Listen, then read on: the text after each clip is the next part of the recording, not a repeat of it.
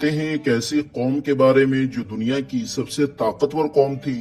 اس قوم کا نام قوم عاد تھا جو کہ دنیا کی سب سے طاقتور قوم تھی۔ یہ لوگ 40 ہاتھ لمبے ہوتے تھے۔ ان کی عمر 800 سے 900 سال ہوتی تھی۔ نہ یہ بوڑھے ہوتے تھے، نہ بیمار ہوتے تھے، نہ ان کے دانت ٹوٹتے تھے، نہ ان کی نظر کمزور ہوتی تھی، بلکہ یہ لوگ ہمیشہ جوان اور تندرست رہتے تھے۔ بس انہیں موت آتی تھی اور انہیں کچھ نہیں ہوتا تھا۔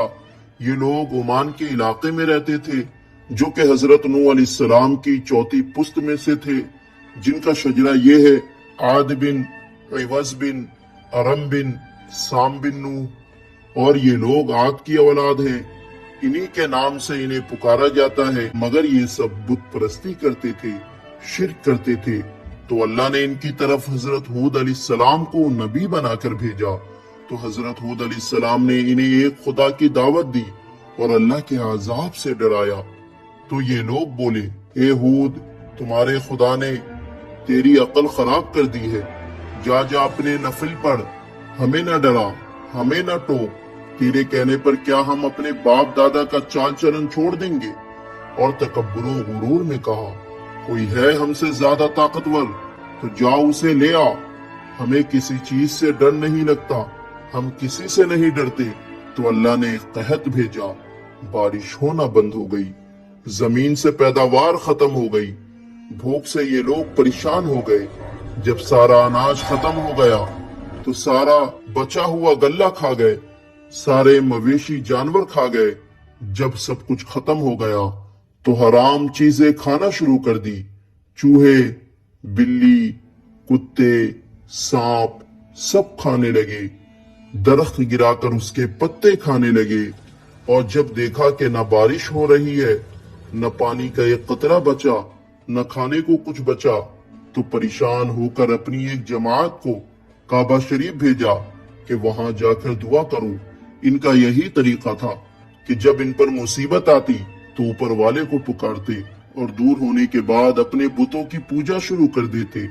اور جب ان کی ایک جماعت مکہ پہنچی اور کعبہ شریف میں جا کر کہا کہ ہمارے لیے اللہ سے دعا کرو کہ بارش برسائے، تو اللہ نے 3 بادل بھیجے، کالا، سفید اور لال۔ اللہ نے فرمایا ان میں سے کوئی ایک اپنے لیے چن لو۔ تو انہوں نے مشورہ کیا کہ لال بادل میں تو ہوا ہوتی ہے، سفید بادل خالی ہوتا ہے، کالے بادل میں پانی ہوتا ہے۔ تو قوم عاد نے اپنے لیے کالا بادل چن لیا۔ تو اللہ نے واپس اپنی بستی میں جانے کا حکم دیا اور پھر کالے بادل کو بھیجا۔ تو قوم عاد بادل کو دیکھ کر خوش ہو گئے۔ سب لوگ ایک میدان میں جمع ہو گئے، خوشی سے ناچنے لگے کہ اب بارش ہوگی، قحط سالی مٹ جائے گی، کھانے کو ملے گا، پانی ملے گا۔ مگر حضرت ہود علیہ السلام جانتے تھے کہ یہ بادل بارش لے کر نہیں آیا ہے، بلکہ اللہ کا عذاب لے کر آیا ہے۔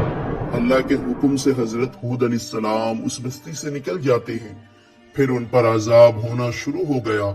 بادلوں سے اتنی تیز ہوا چلی کہ ان کو اٹھا مارا، ان کے گھر اکھاڑ پھینکے۔ 60 ہاتھ لمبے انسان تنکوں کی طرح اڑ رہے تھے۔ ہوا ان سے اتنی زور سے ٹکراتی کہ ان کے بھیجے نکل کر منہ پر لٹک جاتے۔